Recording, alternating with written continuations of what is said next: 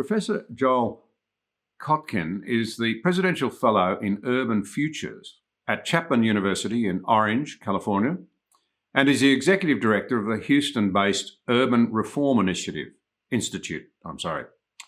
Joel has been described by the New York Times as America's Uber geographer.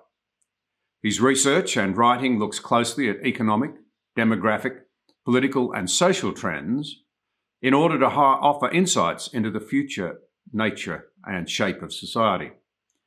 He's the author of quite a few books, including The New Geography and The New Class Conflict, but his latest book really has, I think, hit on something that's very important for us to understand. It's called The Coming of Neo-Feudalism, A Warning to the Global Middle Class.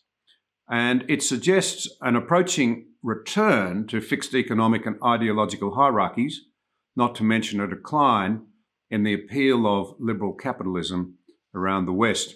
So, Joel, thank you very much indeed for joining us. Before we unpack the coming of neo-feudalism, can I just ask you, how does geography shape societies and the lives of the people in them? This is something that we don't talk about much now because so few people study history. If they do, it's likely to be some revisionist history pushing an ideology. Well, as somebody who teaches, I can tell you that kids do not come out of school with remotely the historical understanding they had 10 years ago, much less 30 or 40 years ago. But basically, geography is very important. What makes for liberal societies is the ability of people to move from one part of a country to another, or in the case, for instance, of the UK, to export a huge part of their population to the rest of the world. The countries that have been the best for the middle class historically have been countries with large land masses, where people are able to get housing at a relatively decent rate. Australia, Canada, United States, probably the three most attractive countries in the world right now. And so that's been our heritage. Now, the weird thing is, and particularly weird in Australia, given the fact that I think you've got a little bit of land, is that your Australian government and in some cases, and certainly your planners, want to pack everybody into ever more crowded spaces in a country that has lots of land, and basically making it virtually impossible for middle class people, particularly the younger generation, to ever buy a house. So, I was always struck in Australia by, it was probably the most democratic country I'd ever been to. I remember going to Perth once, and the guy picking me up at the airport in the car from the airport, and I said, "Oh, where do you live?" And he points up to a hill and says, "I've owned two houses up on that hill." Today, that same driver would have virtually no chance of owning a house and would be probably living in a little apartment, making the planners happy, making the financial markets happy, and making himself unhappy.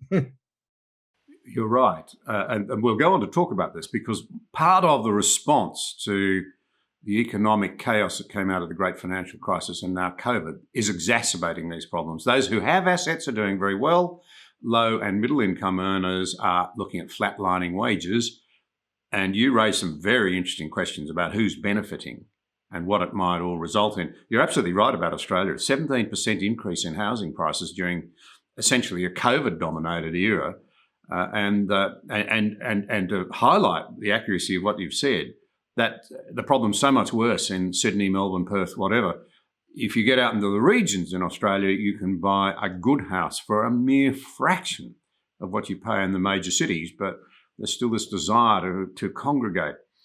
So, and in fact, just on the geography shaping things, our most famous historian who's still alive and doing a lot of writing, Geoffrey Blainey, well into his 90s now, was launched to fame in this country by writing a book called Tyranny of Distance. And he describes how the nation was in fact shaped by its isolation. So it's something we ought to keep in mind.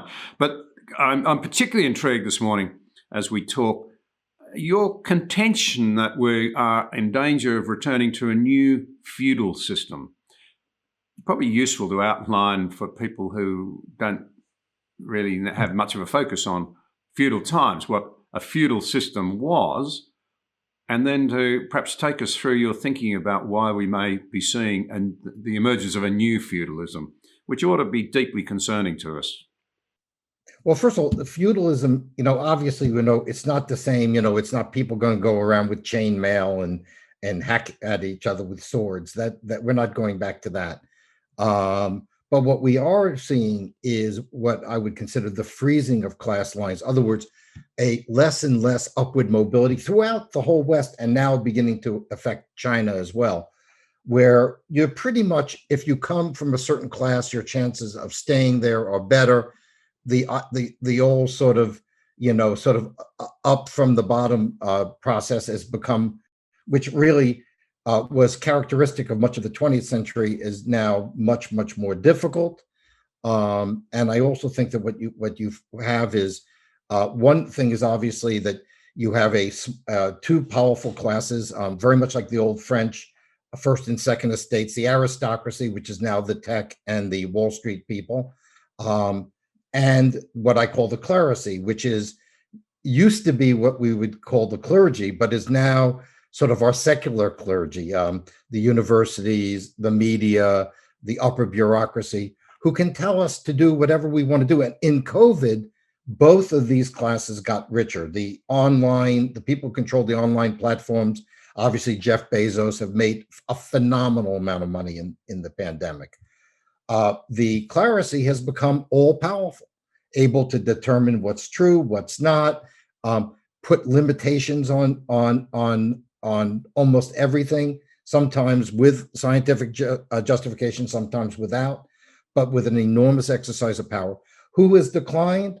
What I call the yeomanry, which would be the old third estate, the small property owners, the artisans, that class.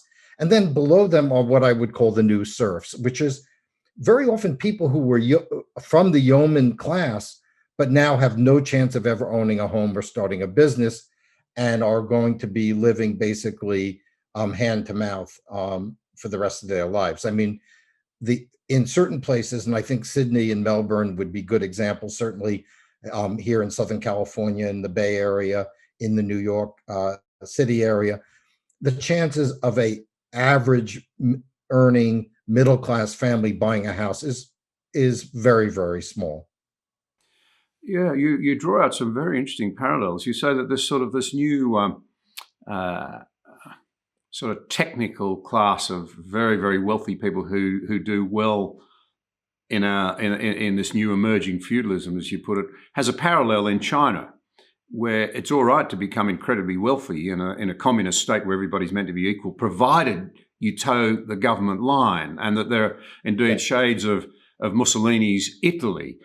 You've got the situation where, traditionally in your country and in ours, the captains of industry tended to be economically conservative. They were respecters of democracy.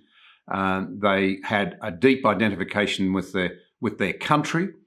But you now see, as David Goodhart might call it, the emergence of the somewheres and the anywheres. The anywheres are sophisticated people who have no particular allegiance or patriotism about them in relation to the country that they live in.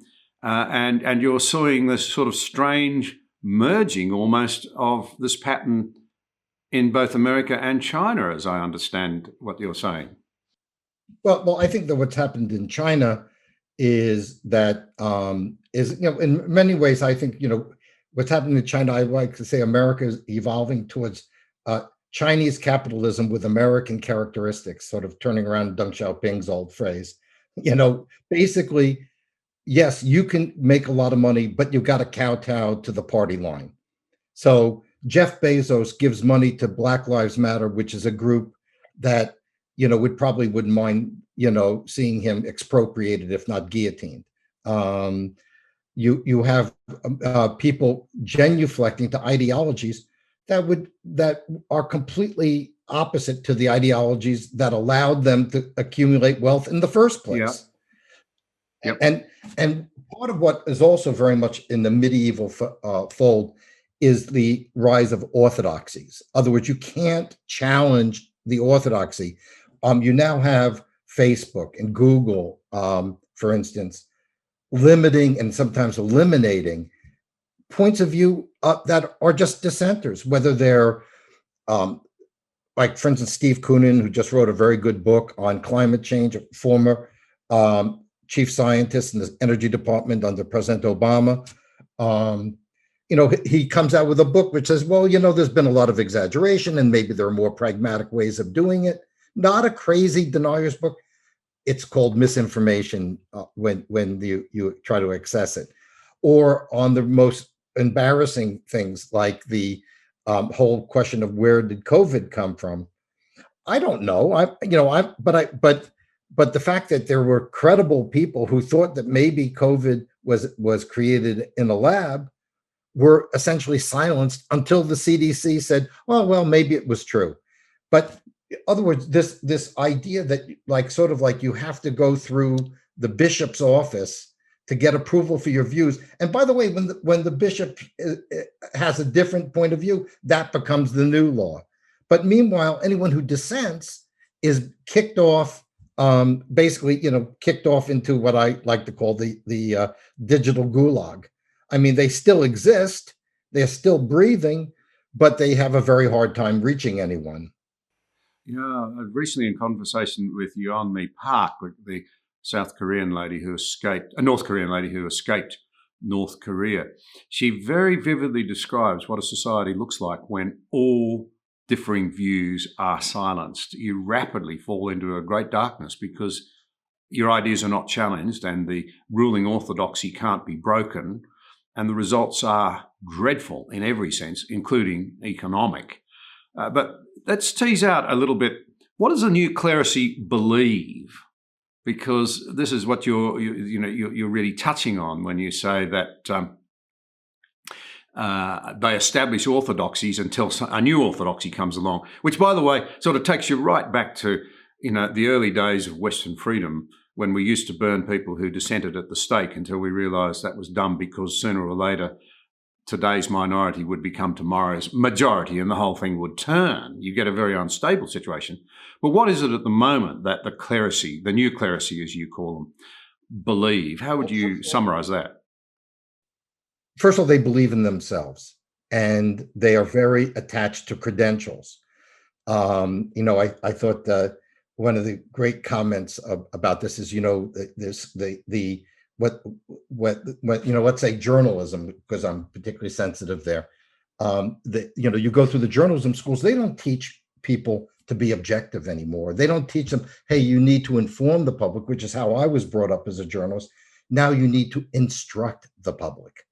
And then you have this belief by, let's say, some of the health authorities, well, we can lie and do things because it's good for people that I lie. Like, I'll change what herd immunity is. I'm going to change whether you should wear a mask or not wear a mask, and then change that point of view with this idea that your authority is so great that nobody can challenge it.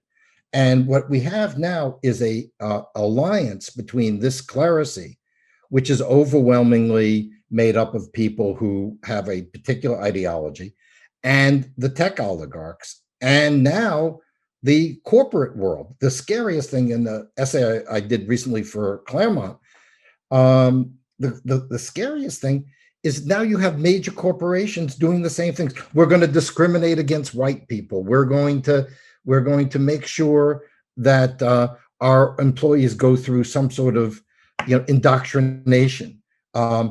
United Airlines gets up 50% of our pilots are going to be women or minorities. I said, well, that's great, but you know what? I'm on an airplane a lot, and I really just want a really good pilot. I mean, their skin color and their gender is irrelevant. What I care about is that they're a good pilot.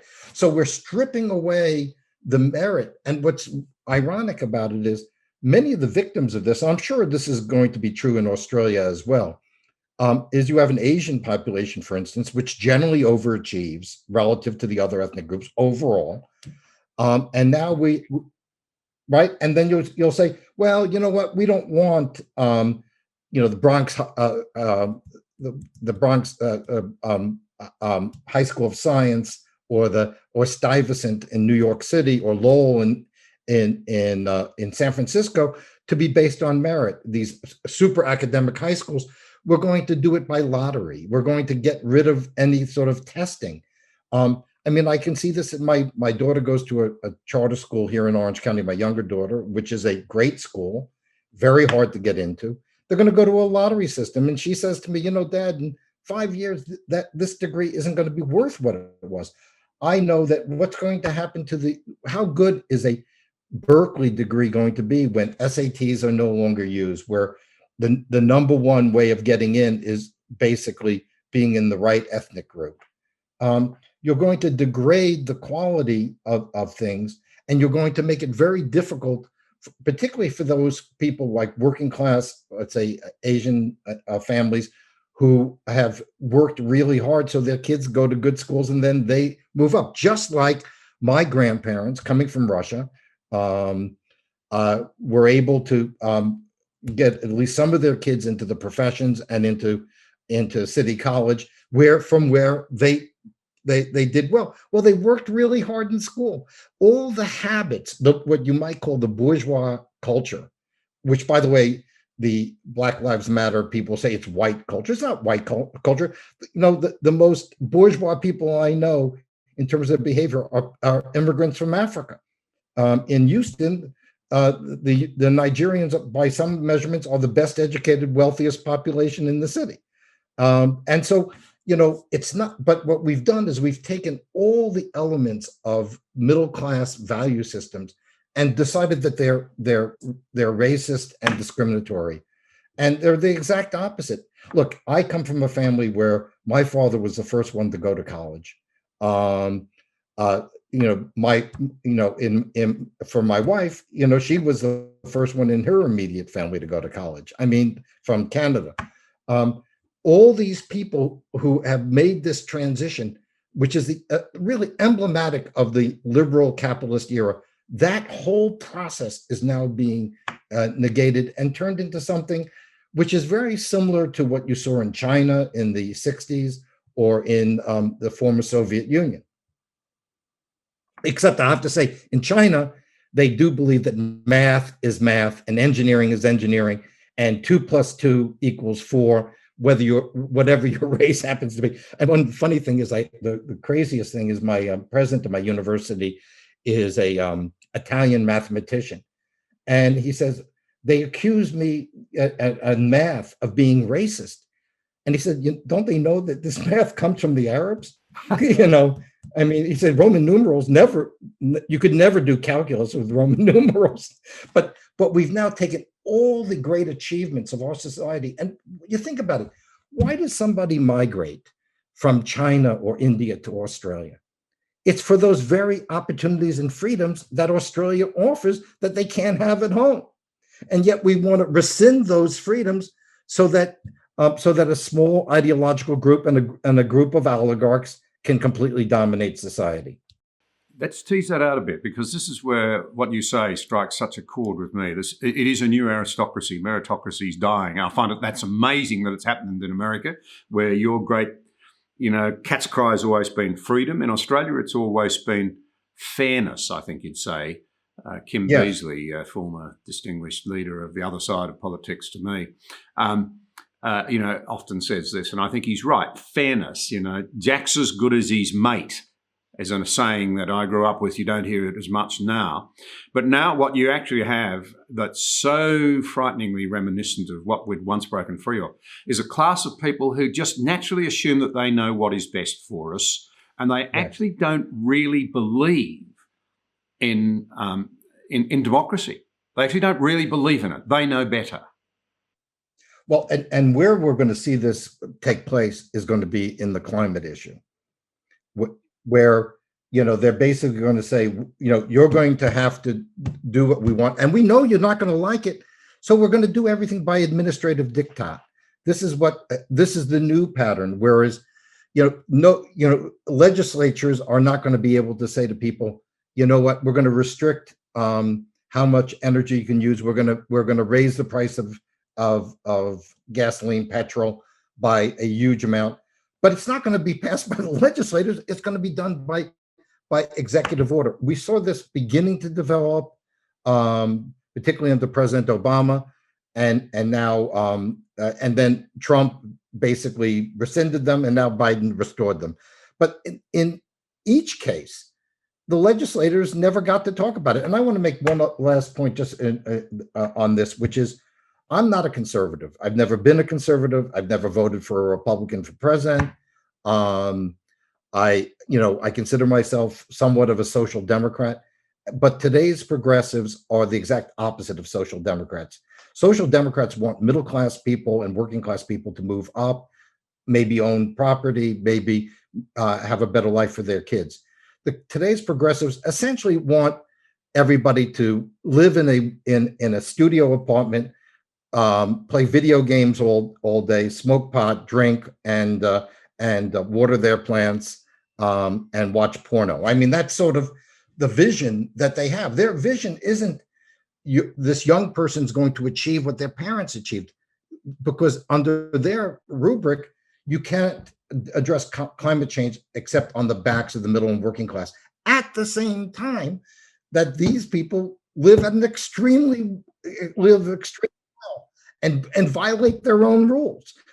Which, of course, you might see this in the bishops in medieval Europe. So this is a very interesting thing that there's a parallel in my country, and I'd say in Britain too, and that is that the traditional Labor parties or sort of left of centre parties, social democrat parties here, were very committed to the working people, and to those who are disadvantaged or dispossessed. But what has actually changed is not just that in the name of identity politics, they're creating new aristocracies out of victims, real or perceived. There's something else going on. They actually think working men and women are the enemy of the environment. They actually despise them, a lot of them. And there's working people are, and I think, actually beginning to wake up to this. So you're seeing a massive political realignment. So in a lot of cases, and I think there are probably parallels right across the Western world, you've got people in the so-called leafy suburbs, very well-to-do, who are increasingly now disinterested in social cohesion and even in patriotism. They're more committed to environmental and social causes, and so they're tending to vote now for, ironically, left-wing Green-type parties, and it's the sort of workers and middle class that are attracted to the sort of centre-right parties. You're seeing quite a dynamic shift here. And you talk about that too, the possibility for a real realignment in coming times, where the old left and right definitions and breakups mean nothing. No, I think that's very accurate. I mean, there's a very good book out recently called Despised out of the UK, which talks about, the attitudes of sort of the, a friend of mine calls them the cognitive elite, and their attitudes towards the working class. And the great problem is, can we find a champion of working class, if you will, somewhat nationalist perspective, who doesn't indulge in white nationalism and racism? That, I mean, even Donald Trump, who is an awful human being, in the last election picked up votes among Jews, among Hispanics, and even among African Americans and Asians. I think a candidate who could speak some of the same things that Trump talked about, some of which were very legitimate, but without the rancor, without the sort of dog whistles to the white nationalists. I mean, I just think he had diarrhea of the mouth. He didn't know when to shut up. He didn't know. He didn't realize that he wasn't sitting in a bar in Queens talking to his friends. And I think that basically this is sort of the happening everywhere. The Labour Party in Britain lost seats in the Midlands and in Yorkshire that have never voted for a Conservative. I understand in your last election that everyone expected the Labour Party to win, and the more conservative party won because working class and middle class voters deserted them. This is beginning to happen in this country as well. The question is, once Trump is out of the way, whether or not there'll be somebody who's got more appeal to minority groups. But we're starting to see it. You look at Texas, recent elections in Texas, border town, McAllen, overwhelmingly Democratic, overwhelmingly Hispanic, just elected a Republican mayor. You know why? Because they want the border controlled. Because if you live on the border and then all of a sudden you've got people who are coming into the country illegally, including some criminal elements, but even or people who might have COVID. Australia has the advantage of being an island, basically big, big, big, big, big island, but you can cut it off. We have a huge borders on with both Canada and Mexico, and so I mean I think there are a series of issues that are coming up that will continue to separate working and middle class families from the progressives. The progressives seem to be, as a friend of mine said, the alliance of the overeducated and the undereducated. And basically what they do is they say, hey, you know what? We're going to give you free money so you don't have to work, or you can only work part-time. And, and that's how we'll buy you off. And we see this in states like California, where a lot of the middle-class jobs have disappeared. The industrial jobs have disappeared. So the traditional way of working people moving up has been cut off. And so the progressive response is essentially transfer payments. And those transfer payments, who pays for that? That's the middle class. I don't think Zuckerberg and Bezos and those people are paying the taxes that go to transfer payments. I think it's poor schmucks like us. It's interesting to one thing you said there, the unexpected election result in Australia. There's something behind that that's really important. A lot of people now don't feel they can safely tell a pollster what they really think. Yes. We are silencing people. One would have thought there'd be a little more graciousness and a little more intelligence on the part of modern elites in the face of this. There ought to be a willingness to recognise that by the constant intimidation, the constant attempt to silence and to belittle those who have a different view, you drive them underground in terms of their views. Now, the ultimate expression of what can happen there is that people say it's all a swamp, and so they do something wild and radical, as they did in the election of Trump. I've always seen him more as the product rather than the cause of the dislocation and the disruption. No, and I think that the more, for instance, we push, let's say, the critical race theory approach, what it's going to do is it's going to create a generation of white nationalists. I mean, think about it this way. You're a young person growing up. You're being told from day one that being white is bad, that America is bad, that being male is bad, particularly for men. You're telling all these people that everything that their parents hold dear is bad. And some people will go along with it and will allow themselves to be emasculated in that way. But if some people are going to say, to hell with you, and then they don't believe anything.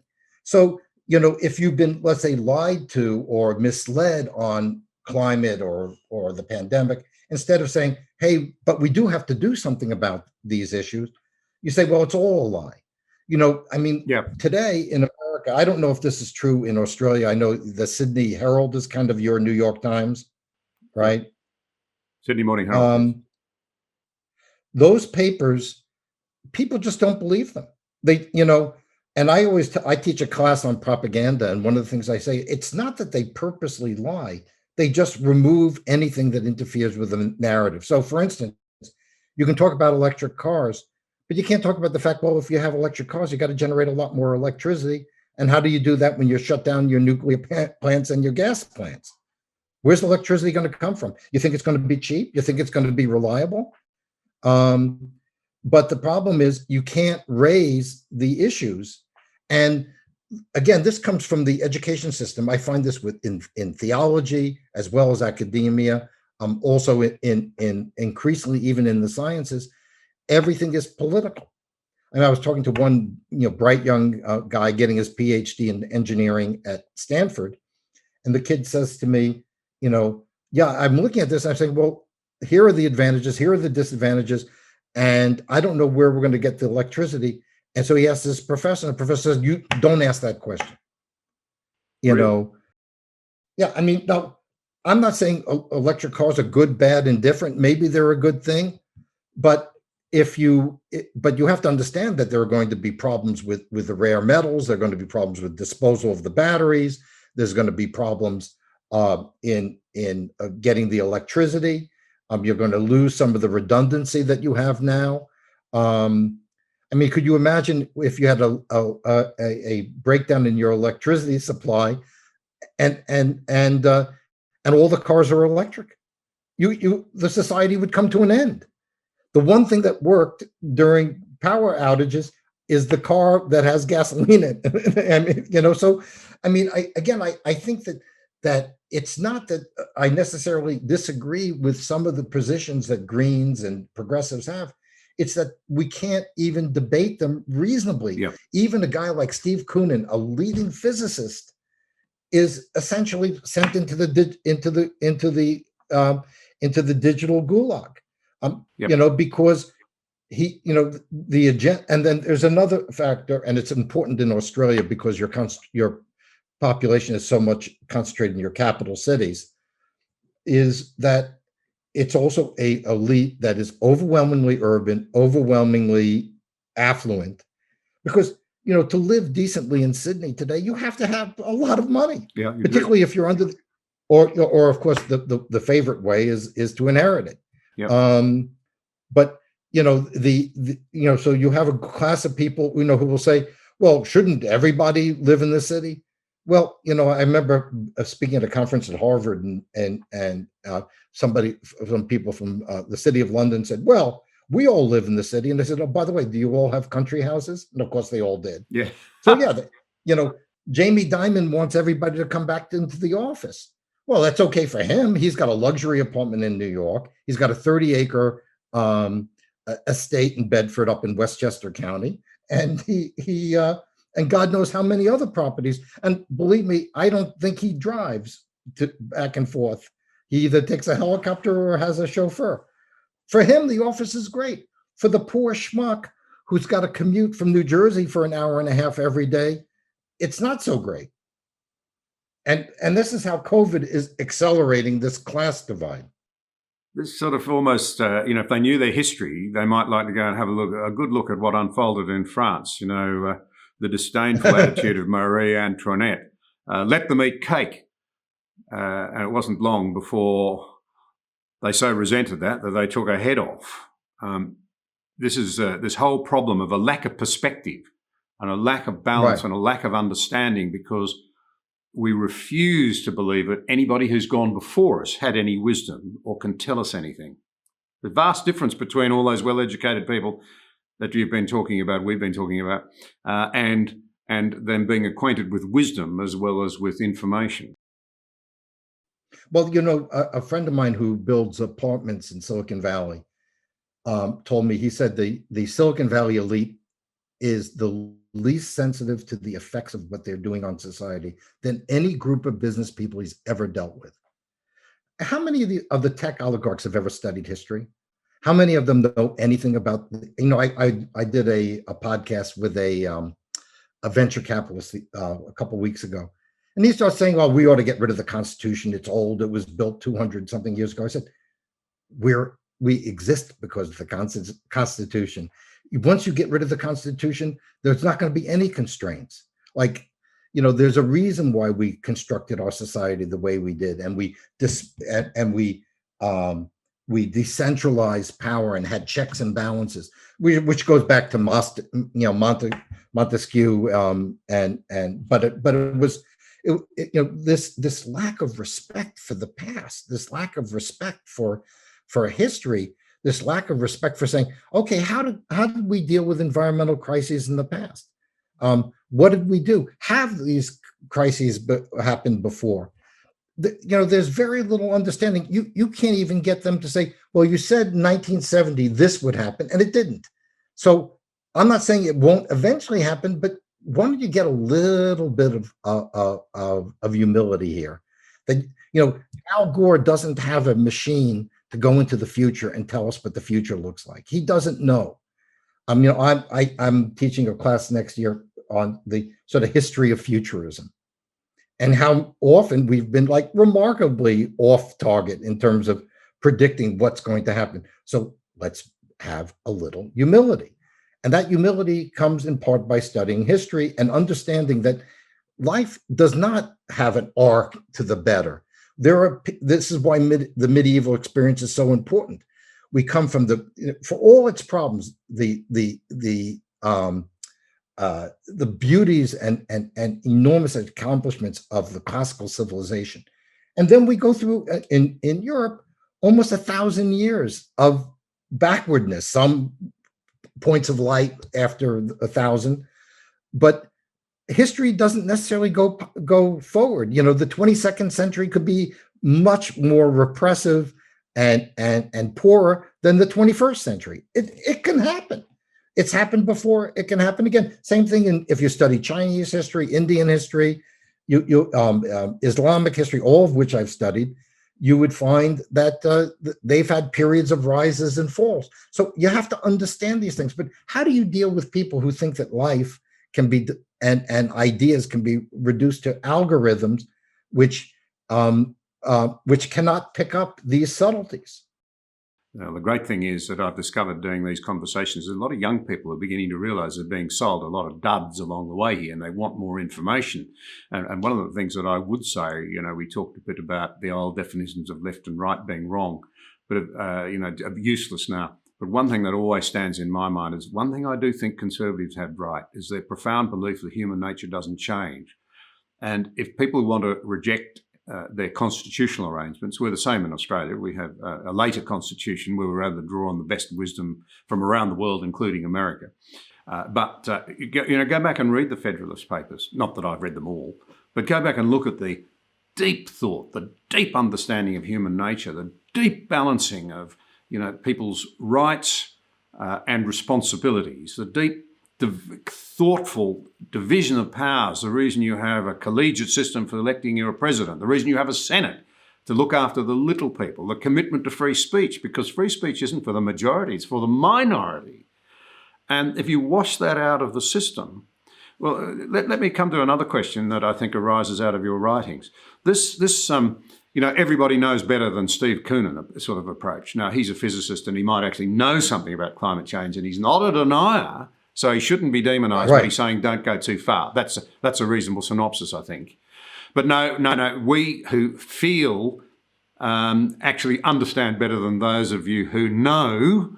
So this is a crisis. Now, one of the things that you point to here is there's a real danger that this sort of policy positions that are now being forced on governments will actually result not just in the lower and middle classes not being able to get ahead, but in things like energy poverty, and a real cost burden that they're not being told about, although I suspect many of them are beginning to sense it. So that the climate change policies, everybody wants more renewables, and they do in this country too, and I understand why, but it's not being explained to them the true economics behind it. And in reality, it may result in very considerable increases in costs that will be borne by people who can least afford those costs, not the people who are doing all the spruiking. Right. And of course, what we found here in California is who buys Teslas, who buys electric cars, who puts solar on their roofs. They're the wealthy people, and they get all these benefits.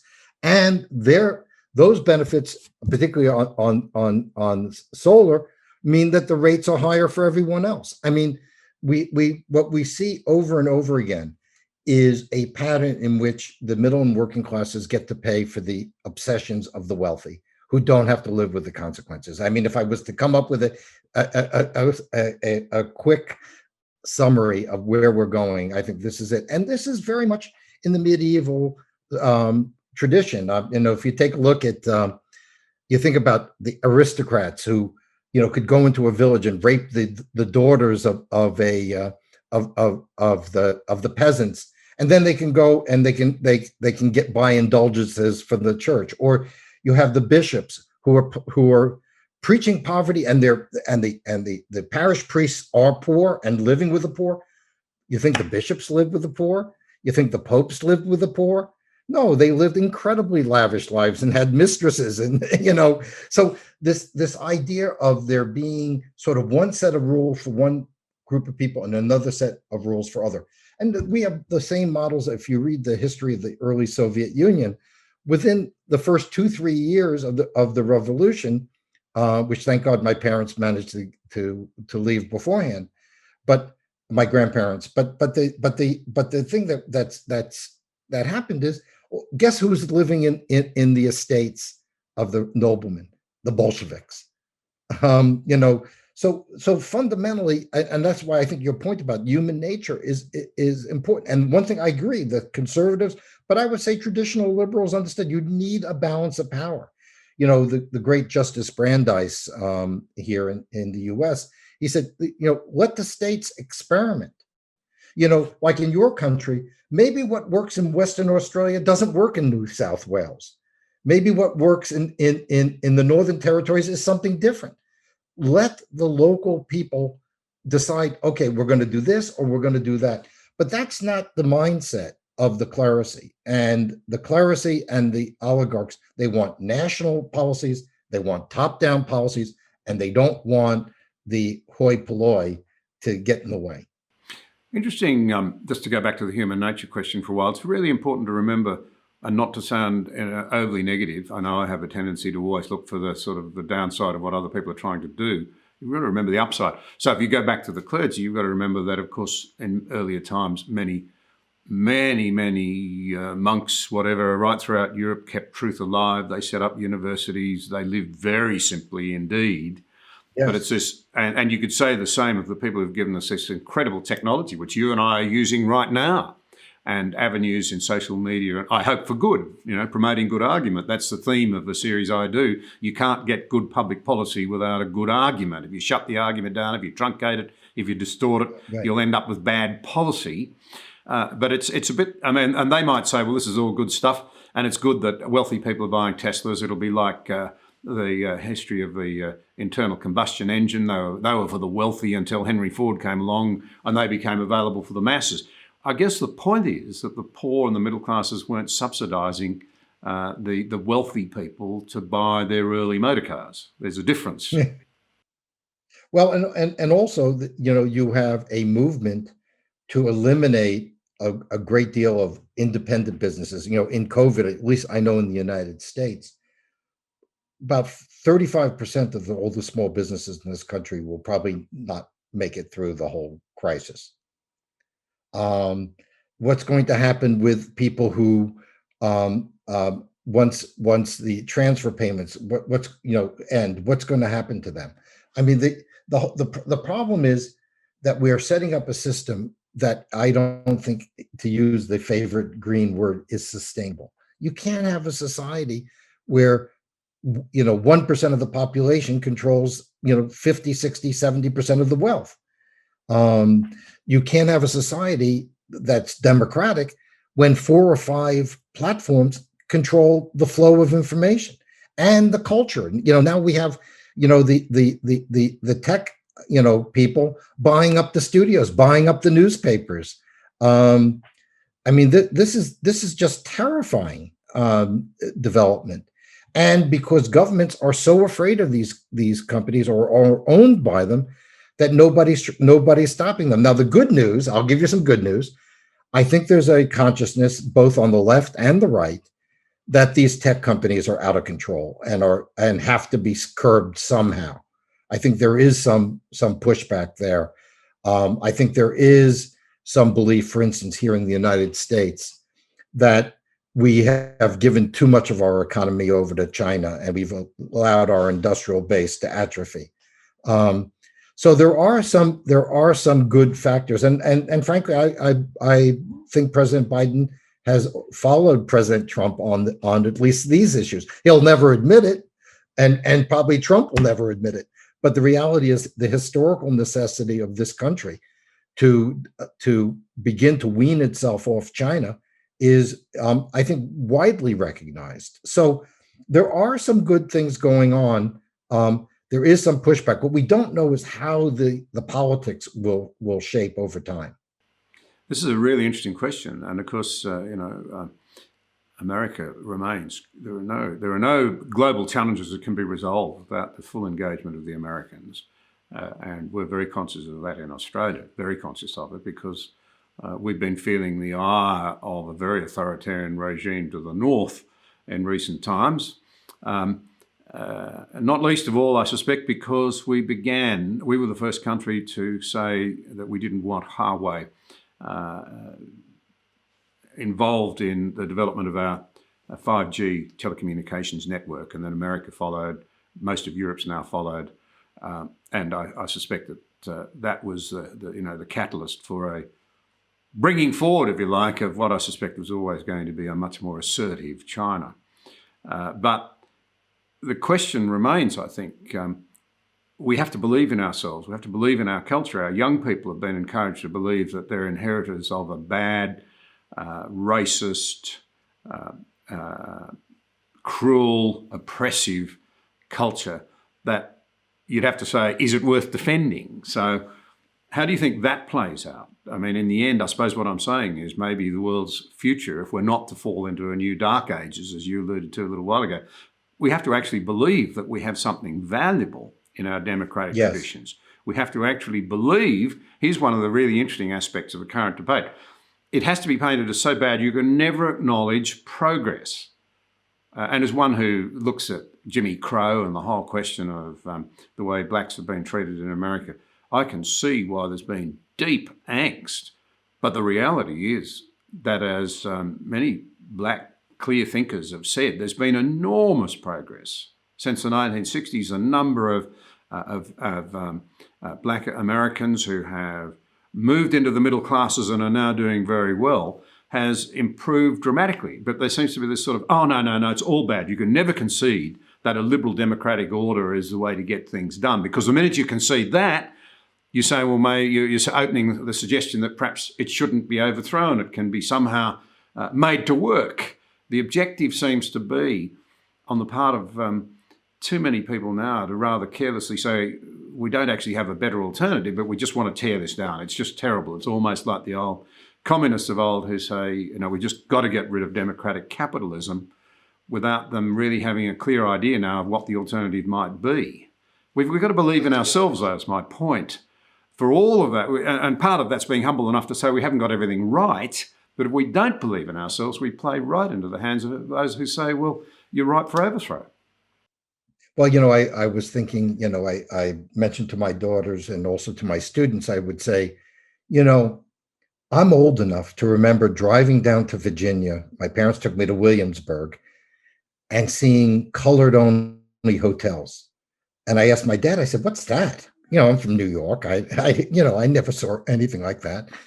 And when you think about it, you would, in 50 years, African Americans have made enormous progress. They've had, and one of the really important things that's happened is that the country is increasingly multiracial and has accommodated all sorts of people. The head of the Dallas Chamber of Commerce is an immigrant from Africa.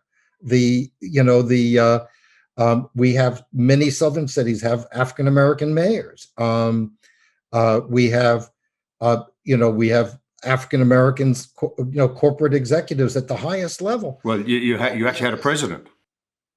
We elected a black president twice, who, by the way, did fairly well among working class whites who are supposed to be racist.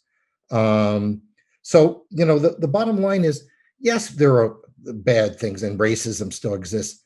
But if you look at the number of police shootings, they're much lower than they had been in the past.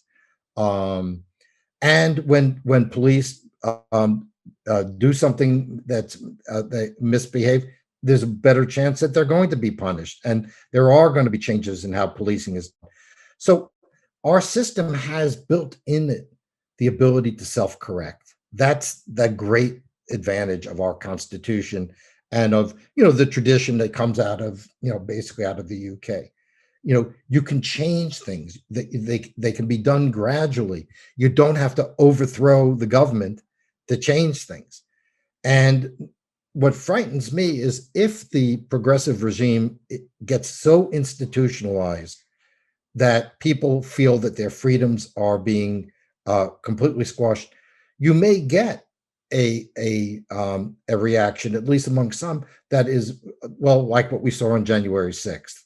Um, Now, I blame President Trump for a lot of it, but part of it is there is this sense in large parts of the population that they can't trust the establishment, they can't trust the professors, they can't trust the liberal clerics, they can't trust the bureaucracy, and they're probably right that you can't trust them. Now, how you deal with that lack of trust is a different issue, but fundamentally, this lack of trust in our institutions is really scary, Yeah. because I think, I mean, but you didn't used to think, well, if a president, if a Democrat won the presidency, everything would change the next day. We always felt, well, there's the Senate, and they've got to deal with the House of Representatives and the Supreme Court. And on the left, they're talking about getting rid of the Senate, getting rid of the filibuster, packing the Supreme Court. I mean, making it so that the progressive program is permanent forever. And that is a recipe for social chaos, that I don't want to see. I want to see many of the things that progressives want to see as well. But I think you've got to get buy-in. You've got to get people to agree to these things. You've got to do it over time. You don't do it immediately. I understand exactly what you're saying. It comes back to what you said earlier. We need a little humility on the part of some of these people to recognise the worth and dignity of others and their right to have a say, and a realistic enough assessment of the reality that if you don't allow people to ask questions, to voice their concerns, they won't own the solutions you push on them. And again, Right. history is a good guide as to what happens if you keep patronising others. Right. And you can't turn everything into a war. A war is a war. And yes, during World War II, I'm sure in Australia as well as in the United States, and even more so the UK, people voluntarily gave up their freedoms because there was a cause. You can't expect people, whether it's COVID or climate or racism, to essentially sign away all their basic rights all the time. I mean, a crisis is a crisis, and you need to be very judicious about how you apply it. But now, and we're going to see this. I'm completely convinced that when the pandemic comes to an end, there will be an announcement. We now have a climate crisis, and we're going to deal with it with executive orders, because there's no way the people are going to vote to get rid of their cars. When there's no way they're going to change their diets. There's no way they're going to want to move into little apartments in the city and ride the choo-choo trains everywhere. They're just not going to want to do it. So they're never going to get that through the legislature. So they'll do it by decree. Well, that's an interesting line to segue into trying to summarise what you've had to say that's so valued. You mentioned you teach a class as a futurologist. A question around, if you take that approach with the Americans, we've seen in COVID, it's been interesting, Australians have been relatively willing to obey dictates from the government in lockdowns and so forth. And I think the patience is wearing very thin now, but they have been. America is much more individualistic, much more competitive. People don't like being told what to do. Can you see, what's your best guess on how this might unfold? Because I find it hard to believe the Americans will allow themselves by dictate to be deprived of all of these things that they've taken, they see as their birthright. I mean, you stop and think about, very extraordinary for us to understand the intensity of it all, but their commitment to gun laws. And what happens if governments start to try to force people out of their private cars and, impose measures on them that push their electricity prices through the roof? We know that Americans have said that they're not prepared to pay very much at an individual level at all to address climate change. Where does this end? How do you see it unfolding, given that Americans can be stirred up? They really can. They will engage in cultural battles much more perhaps than most other Westerners. Well, what I'm hoping is that we will, as we've done in the past, find a way to address the issues in front of us in a way that also respects the rights of individuals and doesn't get away of upward mobility. We've done it before. We have to remember that after World War II, whether in Australia, the UK, Japan, the US, we really moved towards a more democratic society. We made the changes we needed to make. People were beginning to be able to buy houses in the US in the 60s. We addressed the great gaping hole, which was our treatment of particularly of African Americans. We've been able to do it in the past. But we've got to, I think your point is right on target. We have to have debate. We have to have compromise. I mean, my great hope with President Biden is as a long-term senator, he would try to get those kind of compromises through. The problem is, his own party doesn't want that, or the lot of his own party, and the Republicans don't seem to want it either. I mean, we've got extremes on both sides that consider any form of compromise as a surrender. You can't have a democratic society where extremes rule. And by the way, the vast majority of Americans are neither on the right or the left. Most of them are somewhere in the middle. Some tilt a little left, some tilt a little right. I am sure that's the situation in Australia and the UK as well. Yeah, it is. But the problem is that great group towards the center has no voice. It's being pushed out of the public debate. It's being pushed out of the entertainment industry. It's being pushed out of most newspapers. I used to work I've been a columnist at the Washington Post, the New York Times, and the LA Times. And the openness of those publications, I still do some for the LA Times, but the openness of those publications to any kind of unconventional, non-party line views has declined dramatically. Yes. My poor wife has to hear me when I look at the New York Times, and I said, where the hell was the editor? How could you allow somebody to write something that never dealt with the other side? Scientists say all sorts of things. They're not members of the SS. They dissent, they argue, or they certainly should. And until we respect those traditions, I think we're going to head towards a feudalism, because feudalism has all the controls and the dictatorial ideologies that we're seeing today. They're just not so oriented towards religion. They're more oriented elsewhere. Well, Professor Joel Kotkin, author of The Coming of Neo-Feudalism, A Warning to the Global Middle Class. You've been very generous with your time. There's a lot of food for thought there, a lot of challenge, and you do it in a very civilized and respectful way, which is the mark, I think, of someone committed to quality debate. We will not find our way out of the current maze of difficult problems if we will not respect one another. So I can only thank you very much indeed for your time and for the lifetime of experience that you've brought to this moment. That's the thing, isn't it? You don't become an instant expert on anything.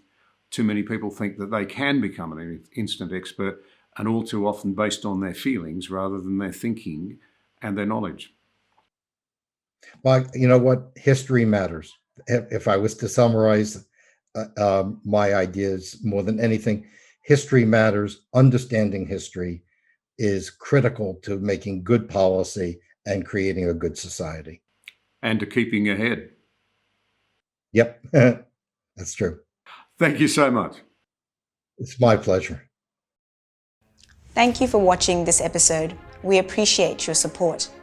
If you value vital conversations like this one, be sure to subscribe to the channel there and also click the notification bell to stay up to date with new releases.